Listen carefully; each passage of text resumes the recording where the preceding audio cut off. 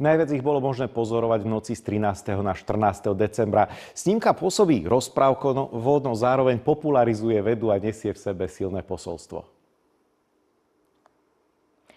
Doručovací kuriéri sú pred vianočnými sviatkami najvyťaženejší. Mnohí ľudia si nakupovanie vianočných darčekov nechávajú na poslednú chvíľu. Čas na posledné objednávky s doručením do Vianoc sa kráti. Zdravečko, mám pre vás balík na Greslingovú 53, taký krajší balík aj s obierkou.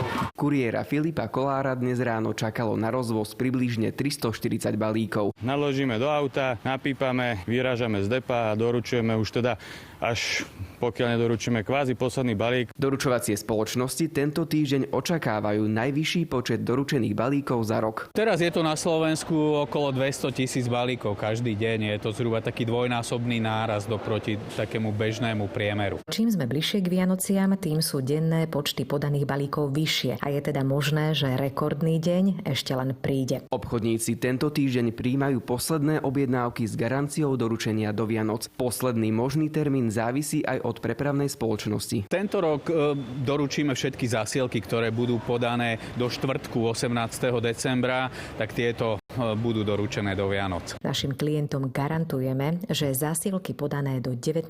decembra Slovenská pošta doručí do Vianoc. Zvýšený nárast evidujú prepravné spoločnosti aj pre doručenie zásielok do samoobslužných výdajných boxov. Slovenská pošta umožňuje vyzdvihnutie takejto zásielky do 18 dní. Ostatné prepravné spoločnosti väčšinou ponúkajú 2 až 3 dni. Momentálne nechávame balíky v boxoch 48 hodín. Toto sa nám ukázalo ako taký optimálny čas, kedy si tí príjemcovia vedia naozaj tie balíky vyzdvihnúť. Doručovacie spoločnosti evidujú aj viac balíkov a darčekov, ktoré si ľudia posielajú medzi sebou.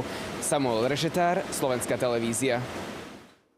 Zachránil život kamaráta.